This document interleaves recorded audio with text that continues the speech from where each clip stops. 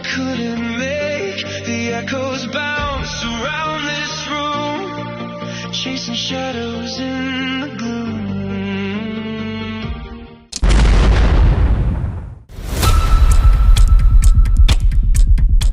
Hello, everyone. Welcome back to another episode of Behind Enemy Lines, the hockey podcast. Pretty exciting here today. Unless, like Steve says, unless you've been living under a rock, Habs pulled out the big win last night, and that's going to be basically the gist of episode. We'll hit on a few other topics, and Steve's going to start us off with some trivia. Well, I before I jump into trivia, I know this is episode 40, with the 4-0 being ole, ole, ole. So always a good night after a big win, monumental. But prior to last night's win and clinching the series, what year and who was the last series win against prior to beating Tampa last night? Okay. Last series win. Okay, I think the pressing topic here is obviously we just beat Tampa Bay 4-3. Exciting series, decided literally by one goal. What do you want to talk about? Anything special about that? Anything catch your mind, catch your eye? Well, we knew going into this that two teams with identical point totals, who split the season series, were going to be in tough. I don't think anybody expected this to be a 5-1 game anywhere or 7-2 blowout. Mm-hmm. It was going to be a tight game through and through, and most people had this being a 6 or a 7 game series. Am I surprised it went 7 games? Yes and no, because I thought game 6 we were the better team, and Vasi finally showed up and stole a game. But the hockey pundits and the gods had a different plan for us, and I will preface this with the quote: "It's not how many shots you get; it's how many wins you get." Because 9 shots is all we needed, mm-hmm. Which is embarrassing, surprising, and overwhelming within the same stat, because 9 shots is not glamorous. Mm-hmm. And the 2 goals that went in weren't bullets from the top of the slot. They weren't Cole Caulfield or Slavkovsky one-timers. It was a deflection off a knee, bounced in by Suzuki, and off the backboard, off the goalie, and in, batted out of midair by Newhook. So, but that was going to be the series. I believe it was going to be something greasy and silly, and it was.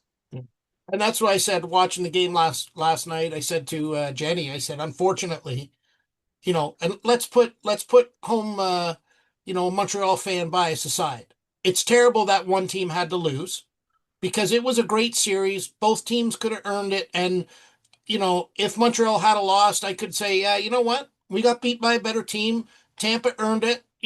Fortunately, we come out on the winning end, which, sometimes it happens, sometimes it doesn't. I think it's great for the players to get that experience, to get that Game 7 vibe, to get that, there's a big learning curve that they've gone leaps and bounds after getting that. And unfortunately, I said to Jenny, it's going to be a shitty goal that's going to have to win it, because the goalies both stood on their heads. Yeah, I mean, let's give credit where credit's due. Jakub Dobiš, we talked at the beginning of the year, how many games was he going to see? 25. Is he going to play, assuming Monty was a starter? Yeah. Was he going to play just the occasional back-to-back, the second night, and maybe the next start if he had a shutout or a good game? Since the All-Star break or the Olympic break, he by far was one of the best goalies. Yeah. And coming down the stretch, when we needed him to come up with big games, solidify the standing to not be a wild card team, he was there and up to task. Mm-hmm. And because of that, we went into the playoffs on a high, and he didn't disappoint. Yeah. He was rock solid every game. I don't think he gave up more than one bad goal. Yeah. In a 7-game series. And that counts for something. Mm-hmm.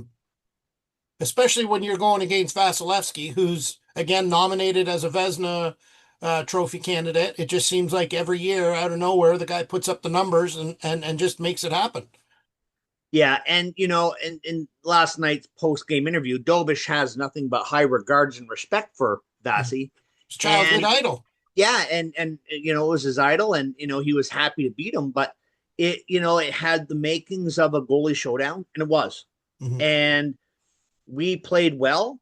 Other than, you know, defensively, I thought we played well. Yeah, they got 29 shots or whatever, and we had 9, but we didn't give them too many odd man rushes. We didn't give them 5-shot scrambles. Like we did a good job minimizing the back to back pressure shots, if that makes any sense, Yeah, yeah. and neutralized the pressure when we had to.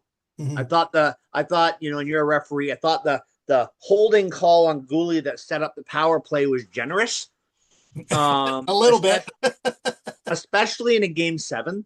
Yeah. You know, if that's game 25 of the regular season, I expect it. Mhm. But game 7, really? Yeah. But you know, lo and It, behold, it is what it is. it's that thing I talk about, you know, not being a deciding factor as a referee in the game. Let the players decide it. You know what I mean? Yeah. That was a chintzy call because that's like, I understand. How do I want to explain it? I understand if Gooley had his hand right out because you see it a lot of times where they'll go in with the stick on one side and they'll come around and you see them, they put the hand on the back. Now, as a player, that's uh, a defensive kind of not just for you, but as the guy going in the boards, it's just your hand on the back, basically. Look, I'm here. I'm not going to drive you into the boards, but just you know what I mean. But yeah, It's a respectful thing that the players do. That kind of now, if he had reached right around and grabbed a hold of him, I can understand that. Absolutely, call that all day long. But in this one, you really could have called it either way. You could have called a whole hold on. I can't think of the Tampa player at the time, but he had his arm looped right around, holding on to Gooley's arm, and Gooley was actually trying to pull his hand out of there, but tugged on his jersey, which is sort of a telltale sign for the referee that you've grabbed onto him, right? So right. it could have went either way. And should he have called it? I don't think I would have called that game 7 of a series or game 1 of the NHL season. I just think that was, if you're going to call it, call both, right? Let both for holding. Let's go. And right. It just kind of sets a bad tone to me. Yeah, and luck. I mean, they scored. I mean, luckily it was only one bad call that we had to not unbury from, but we had to recover from. Well, Right. there was another bad call situation. For instance, the so-called high stick that was missed. Well, number one, I don't think it's a high stick, and I'll tell you why. Even though it made contact with him, I'm not denying that. But when you're playing the puck, the definition of high stick is above the normal height of play, and it's typically the crossbar, Right. right? So if you're going to use that logic, you had the player, and again, I can't remember the player, was leaned forward trying to play the puck, and he was down below that crossbar kind of limit, or he's in the normal area of play. The fact that he was swinging at the puck, not trying to make contact with the head, I understand that, but if your head's down there, that's kind of your own fault, right? Right. So whether it was a call or not, so if you're on the side of the question of, yeah, that was a missed high stick, well, then it was a missed high stick. That's how it is. But if you're on the side that, well, there's no chance that should have been a penalty, then it's not a penalty. Either way, why are you doing I hear people say, the Demidov thing was a makeup call. That was not Demidov running the goalie. That was Demidov driving the net to try to score, but the Tampa Bay steering him into his own goalie, right? Sorelli clipped them. Yeah, which so was like which give was him the hook and interference. so if anything, I would have called the hook on Sorelli, right? So Yeah. how can you, like, to me it just brutal officiating decisions. And like you say, unfortunately it didn't cost us and we were able to overcome it. Yeah, and you know, I mean, let's be honest. The element of human error is always going to be there. Yeah. Somebody is not going to get every call their way. Mm-hmm. You just hate it that if it ended the series that they got 3 power plays and scored, and you're like, we can't catch a break. But that wasn't the case. So, you know, within reason, you adjust. But again, the greater gods were behind us. We were a road warrior team all year. Yeah. And, you know, I think since we had our mini losing streak in November, I don't think we lost more than 2 games in a row. and that trend carried through the playoffs. And we won games 1, 3, 5, and 7, and we had to do a lot of that in their barn. Yeah. Yeah. So, and like I tell people when discussing hockey, and I know you and I do this offline more than we do on the show. And I've said it before. For all the calls you get screwed by, there's calls that are missed or called that were helping you as well. You know what I mean? Just Yeah. because we got missed on calls, it goes the other way. So it all balances out in the wash. Sometimes the timing makes it look more glaring and frustrating, but it happens. It's human nature, right? Yeah, yeah. And I mean, again, that was a bad call, tying goal late in the game. We have a call that was going to be icing. A broken stick stops a puck. Like, we got a couple of breaks as well. And anyways, we're moving on to the city of dumpster fires, the North Tonawanda disasters. Yeah. We get to play Buffalo in round 2. Yeah. So basically, we're against Buffalo, and they'll have home ice advantage, obviously, which works to our favor. I mean, we have We are the road we have a warriors. better road record. So I mean, I would take that as an advantage. But what do you think? I mean, I have some ideas of uh why I think we can win the series. I just want to let you start it off and tell me what you think why we can win. Keys to winning the series. I think overall, they are a young team as well. So I can't say youth is going to prevail. They're young. They have something to prove, like we have something to prove. Where I think, do I think there's a big separation in Lindy Ruff versus Marty St. Louis? No. Lindy Ruff's been around 20 plus years in this league coaching. I don't think he has anything over Marty St. Louis, regardless of the number of games coached, because I think they're both different. Marty was a hell of a player in this league and has a different way to motivate and has a different personal tie with his players. I think overall our power play is better, and I think we have better goaltending. And I think when you get deeper and deeper into the playoffs, goaltending will be a factor at some point. Yeah, And for sure. I think that will carry over. They played 2 different goalies in round 1. Does that mean you're in a headspace where one guy is not the go-to guy? Are they going to quickly jump from one to the other? Mm-hmm. They did it in round 1. Not to say they won't, but if we had to put in Fowler, I wouldn't be disappointed. I don't think I think our tandem overall is better than their tandem. Yeah, I would agree. And I just think that we have better depth scoring than they do. Mm-hmm. I agree. I think our goaltending is better. I mean, listen, we just beat Vasilevsky, one of the best goalies in the world. I don't think Buffalo's goaltenders come anywhere near that. I think we have better goaltending, but not only that, I think our defense played better. I think our defense did a fantastic job in the series of one clearing, the shot zones so Dobesh could see the incoming shot, and they also kept the traffic clear in front of the net. I noticed a few times when they failed on it is when Tampa scored on it, but overall, 95% of the time, they did a fantastic job clearing the crease, giving Dobesh the space he needs. He's a big body. He needs lots of room to move around in that crease. And I just think those two things, far and above, I think we are advantage over Buffalo. And let's be honest, we kept Dusharov to 1 goal. Yeah. From a defensive standpoint, Braden Point had 1 point in 7 games. Now you could go back and say, well, how many goals did Caulfield score? He didn't. Well, Suzuki got 1, Slav got 3, but our guys still got assists and chipped in. But Gallagher had as many goals in 2 games in the playoffs as Dusharov did. So what does that tell you? Yeah. Right? Our guys showed well when they had to. Kirby Doc had some big. I expect more of the same in the series. I expect some of the games to be a little bit more higher scoring, where it's a 2 or 3 goal win. I don't think they're all going to be played 7 games, 1 goal. I don't see that being the trend in this series, but I think we win this in 6 games. Okay, I hope you're right. I would agree. I think it's going to be a bigger scoring differential. I mean, I would like to know the stat. It would be interesting to know how many 7 game series were decided by one goal going 7 games, because I can't Three, imagine that happens a lot. 3 times. 3 times. There you go. How did I know you'd have that number? Kind of what I do. Yeah. So yeah, I kind of like the idea of 6 games. I think we have the advantage because we're a better road team. I think we split the season series with them this year, did we not? Yep. Yep.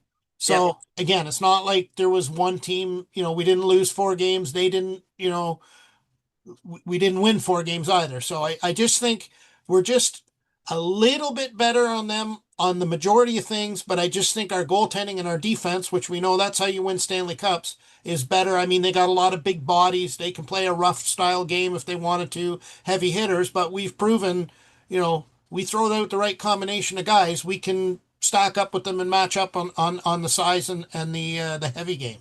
Yeah, I agree. And I mean, I know the people in Buffalo have been over the top. I think they're jumping through tables from the 15th floor of a high rise building. I mean, they're not right, those people.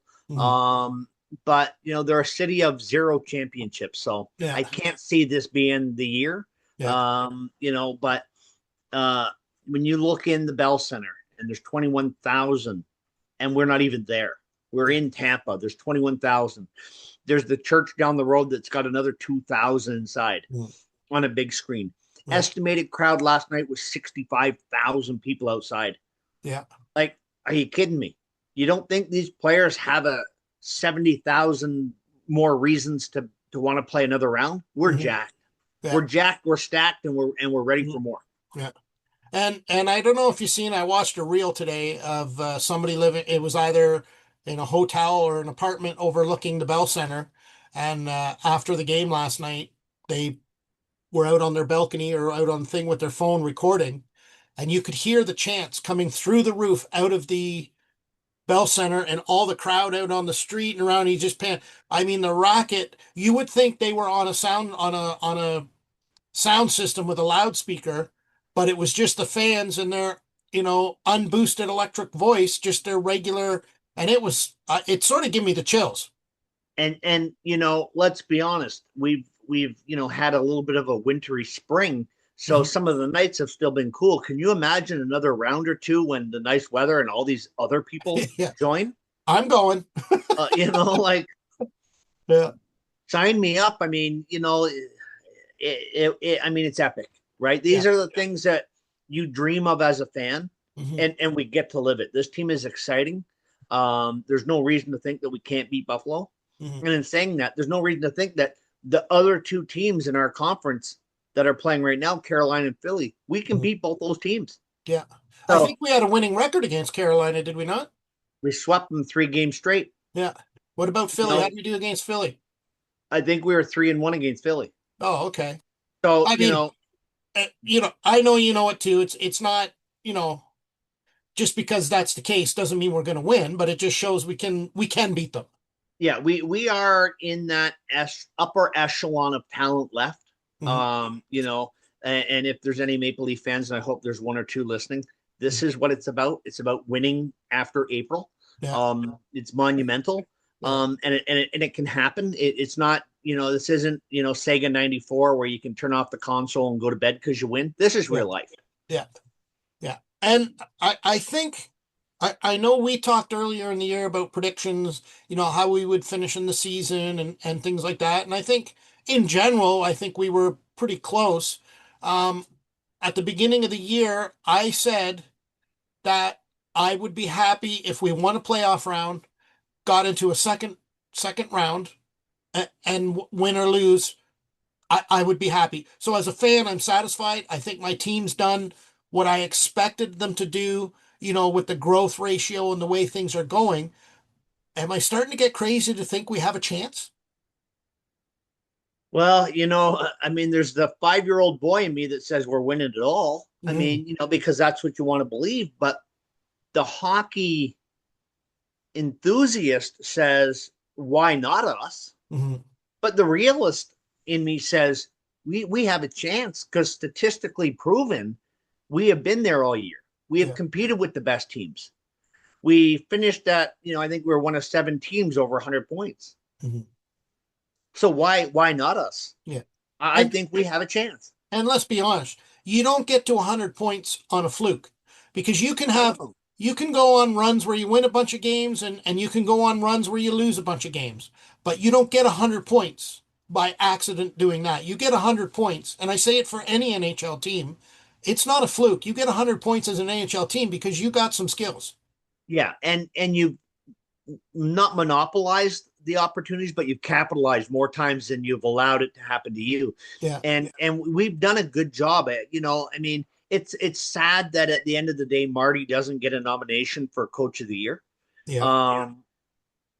But again, with a 15% improvement in points, this is a team getting better. And I still think we have more hockey in us. I think we have more than 7 games left to play. Yeah, I think so. I think we're um I like the idea of 3 things. We're still the youngest team in the NHL. We're definitely, and we're in the playoffs. But I think we're quite a bit younger than the rest of the teams. I would say Buffalo might be the closest as far as Yeah. as Well, age comparison.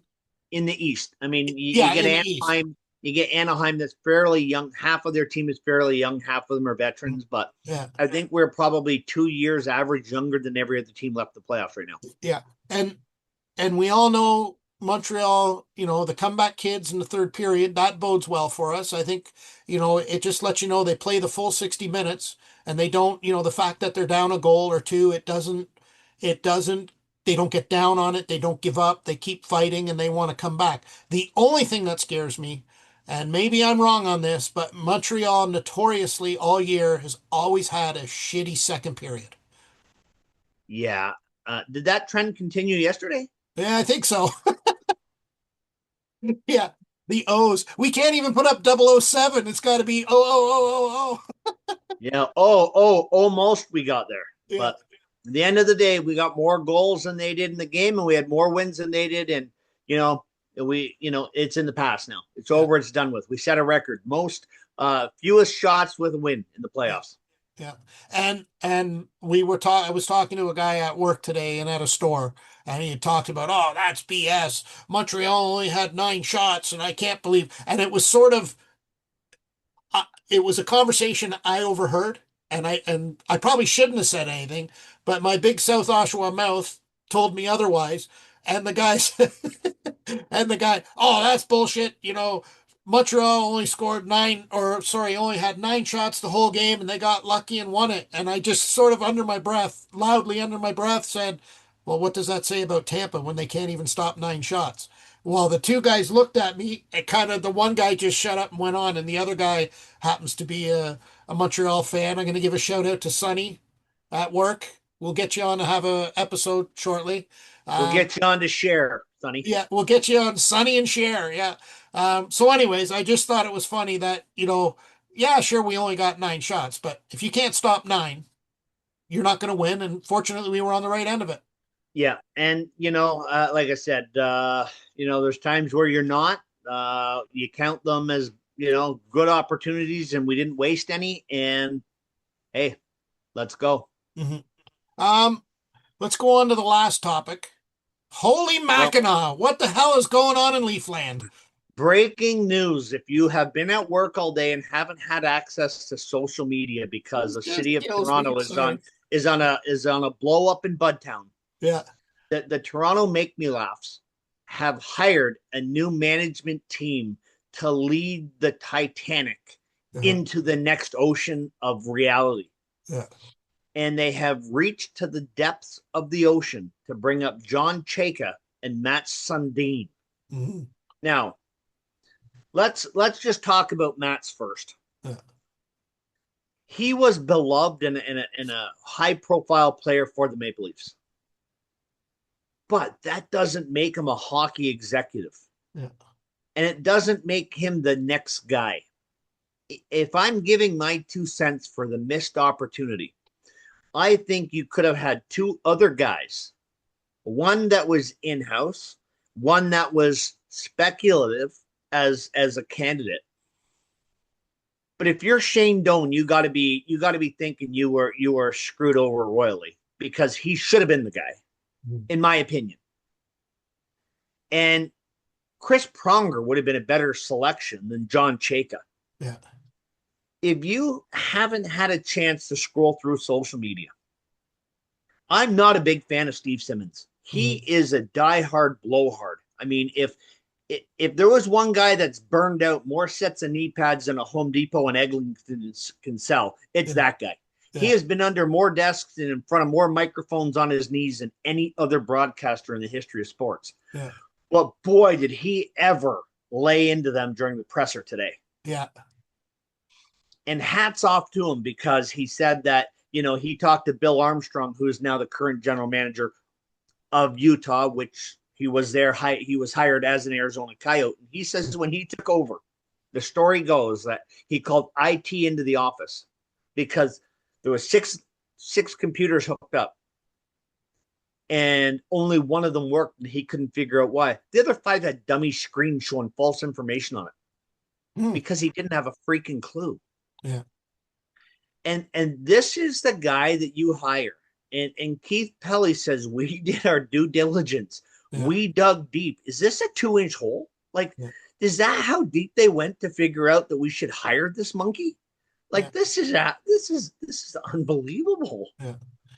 As a Habs fan and any other fan of a team that hates Toronto, which there's a lot, um, we're loving this. Like this is just a, continuation of the same thing since 67, no success, no failure. Like to me, and I've always said this, Toronto's problem isn't, whoever they hire as a GM or whoever, because to me, I've always said those people are puppets. Yeah. Toronto is about the dollar. Toronto is about, we don't want to sell our tickets up in the nosebleeds for $200. We want to sell them for $400. How can we screw over our fans and make that happen? We'll just give them just enough hope to buy the tickets, but don't really care whether we win. Like I think the problem is Keith Pelly and whoever is Uh, up at that level. yeah. I mean, this is classic, right? This is super bad. I mean, Mhm. call me McLovin. This is super bad. Yeah, But as a Hab fan, you hit the nail on the head. This is super good yeah, because you couldn't have hired a worse guy. But yeah, is he going to be the puppet because he doesn't have the knowledge? So he's willing just to say yes, sir to Pelly? yeah, Like at what point? Like Pelly's job has got to instantly be on the line mhm, by the board of directors. Because when they all scroll through social media, they're going to say, what the hell? The rest of the world knows something. We're the only people that are right. yeah.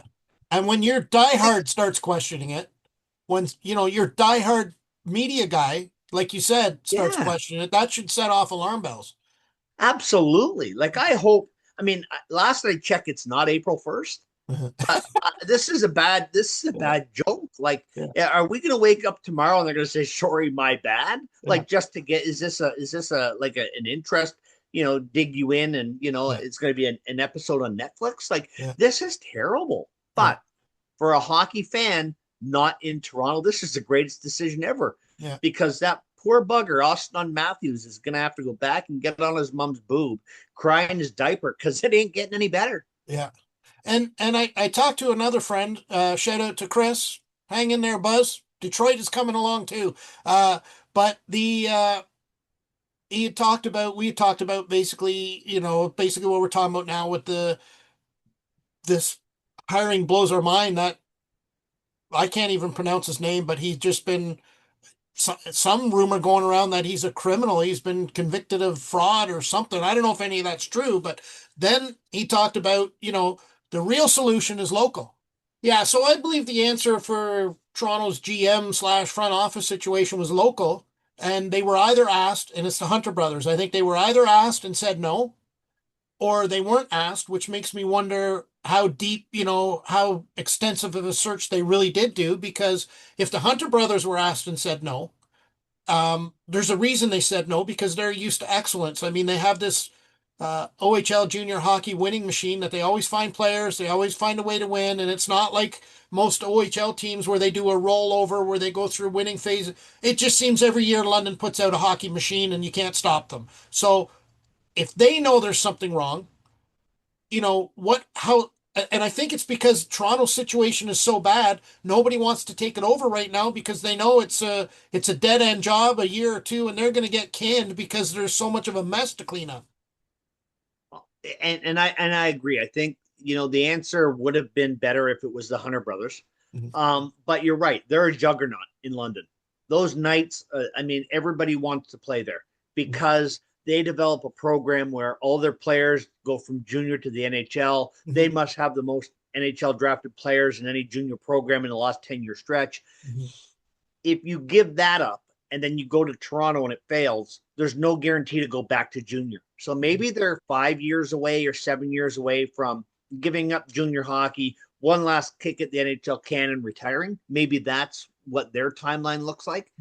But yeah, there's I think they had the right guy in place a few years ago in Lou Lamoriello, and they let him go. They've struggled ever since. The Shanna plan didn't work. So are they just taking the best yes man? And I think that's probably the greater question that has to be asked, and probably the simpler answer. They're probably only hiring yes men. Anybody with a brain doesn't want that. Which again is the Keith Pelly president up is the problem, that they're not, like, you have guys that are ultimately making decisions that know nothing about hockey that should just stay on the business side of it. You look at Jeff Molson in Montreal. He hired Hugo and said, you guys do what it takes. If we have to tear it down and rebuild and it's going to take 5 years, I'm content for that to happen. You do what it takes to make it happen, and I'm not going to interfere. Yeah, and he just said, let me know the plan, and I'm on board. You don't get that in Toronto because, like you said, you've got people making decisions that don't really have the vested education to do that. They're worrying about the dollar. Well, guess what? You play one round of the playoffs, you make a bunch of money. You play 2 rounds in the playoffs, you make a shit ton of money. You play 3 and 4 rounds of the playoffs, and you are rolling in money in markets like Montreal, Detroit, Toronto, the Rangers, Boston, all these original 6 markets. They just keep raising the rates, and people will come. So if you can't see, you're not paying the players in the playoffs because they signed to an 82 game season. Why you would not want to play 7, 14, 21, 28 extra games, I just don't understand. So why not hire the best hockey people to make the hockey decisions so the hockey team can develop? And it's insane. It's crazy because maybe some people don't understand because they're not as educated about hockey as you and I are, the professional podcasters that we are. True. Based on salaries are based on 82 games, right? So whether we'll use Montreal for an example, whether Montreal plays 4 more games and gets 11, the players are still getting the same money. They do get a little playoff bonus, but it's not, but that comes from the league or whatever. Pardon? That comes from the league and the TV money and everything else. But all this revenue that the teams are generating now, and we can say Montreal generated 7 games of revenue because they sold out the Bell Center even when they were away, right? So they've generated 7 games of revenue. You think of all the jerseys that have been bought, all the T-shirts, the beer, the ticket sales, everything. Well, that all goes right into the owner's pocket. So you would think you would do whatever it took to get your team into the playoffs as an owner to get free money, and you don't got to worry about sharing it with the players. Like I can't comprehend why that's not the driving factor of every team. And I think it is for most teams, but most teams aren't owned by the conglomerate association like Maple Leaf Sports Entertainment. Right. And there's too many hands in that cookie jar, and not one of them has enough wherewithal to say this is said direction. But again, these guys are supposed to be business guys, and if the dollar is the bottom line, they really know nothing about hockey if they can't figure out playoffs equals money. And that's the truth, right? Because again, it just, I think I saw, a stat a couple of years ago that the average home playoff game is a net $10 million to an owner. Wow, that's crazy. Because you're not paying players. all that money and you're charging more for tickets. You still have the rent of the building. You're still paying your staff, but that's the same. They don't get paid more in the playoffs. Mhm.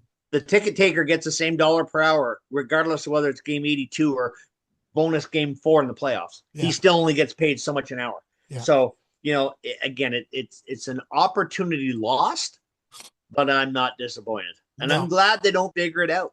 Yeah. Just, playoffs and these type of decisions just gives us more episode material. That's all it does.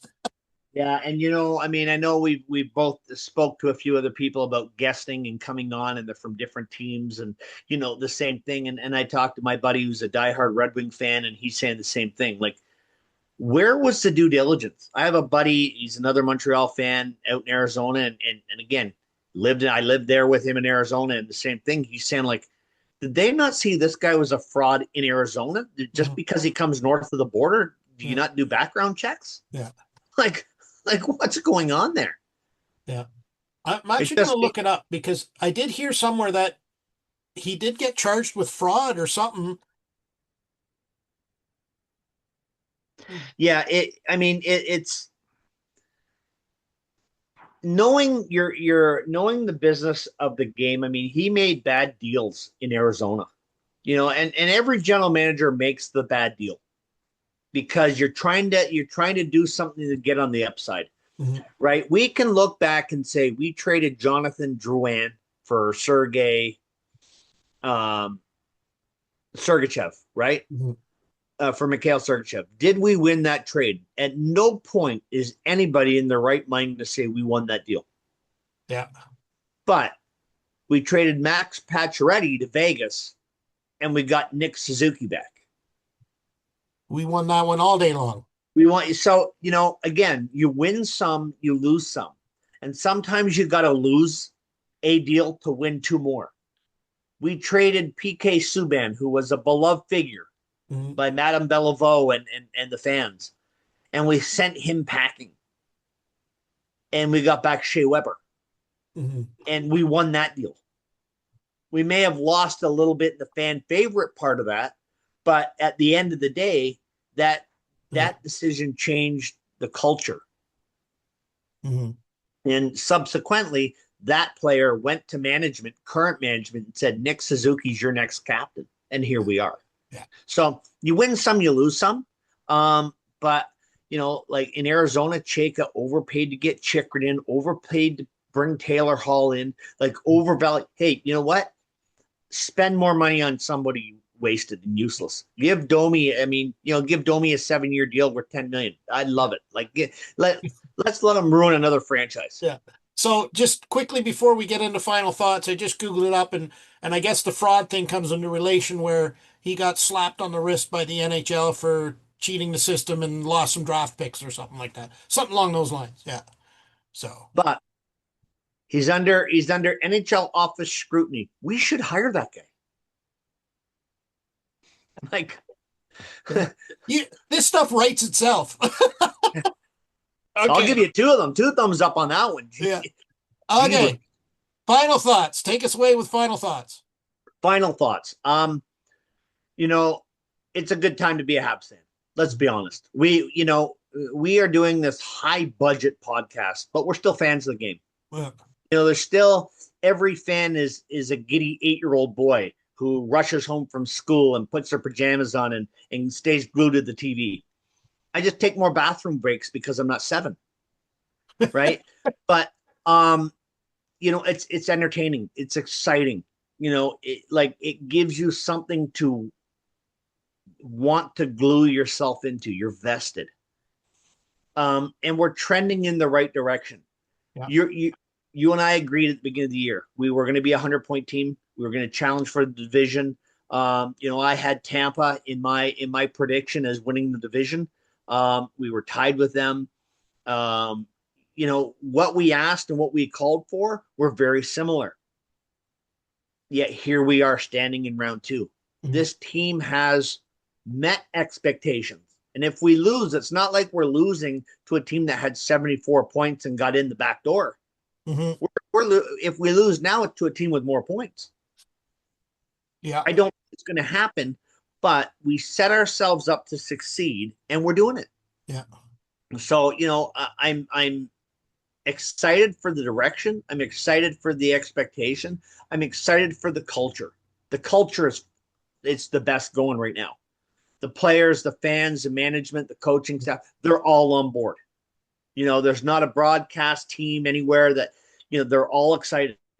I saw another reel today where a Buffalo fan said, Buffalonians, please do not sell your tickets. Yeah. We waited 16 years for this. Do not sell. These people take over every barn in the NHL. Yeah. They know. They know.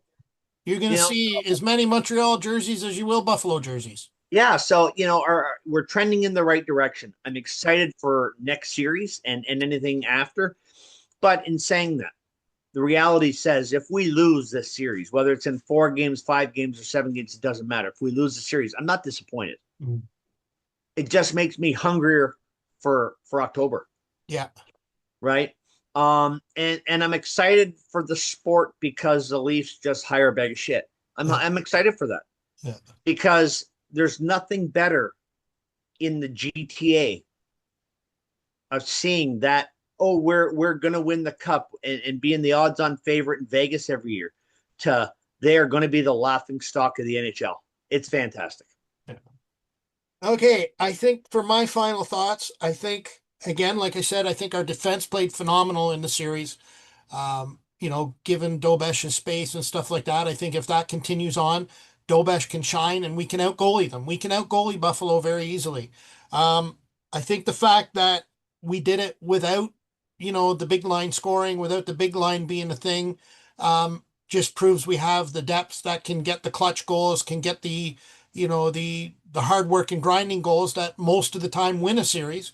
But I think Buffalo is a different setup team than Tampa, and I think you're going to see, our top 6 do better. I think you're going to see them do better on the goals on 5 versus 5. I think power play, we've always been able to manage to do well on that, but I think 5 versus 5, I think you're going to see, Slav and Suzuki and Caulfield do much better. And I just think we stack up better. Are we going to win? I don't know. I think we can. I think we're in the second round, which is what I would, I'm happy we're here. If we don't, it just makes the off season seem a little bit longer. It's like you say, you want to get back at it. And the Toronto thing, like, give me material for an episode. Toronto just keeps finding a way to do it. Like, I can sit here all day and trash Toronto right now and enjoy it, right? Like, and they're going nowhere fast. Yeah, and I'll just jump in. I have a buddy in town, because I'm in Fort Wayne, Indiana, in the land of the free. Yeah. And he's down from Nova Scotia, and he's a diehard Leaf fan, even though he lives in the side of the world where you should be a red, white, and blue guy. Yeah. And that news came out. We were playing pickleball this morning, and he checks his phone and he just shakes his head. And I said, "You okay?" He goes, "Did you see that?" And I went, "Yeah." He goes, "Is that for real?" And I went, "Looks like it." And he just says, "It's going to be a long year." Yeah. That's it. Again, it writes itself. Thank you, Maple Leaf Sports and Entertainment. You are giving us all a ray of hope. Yeah.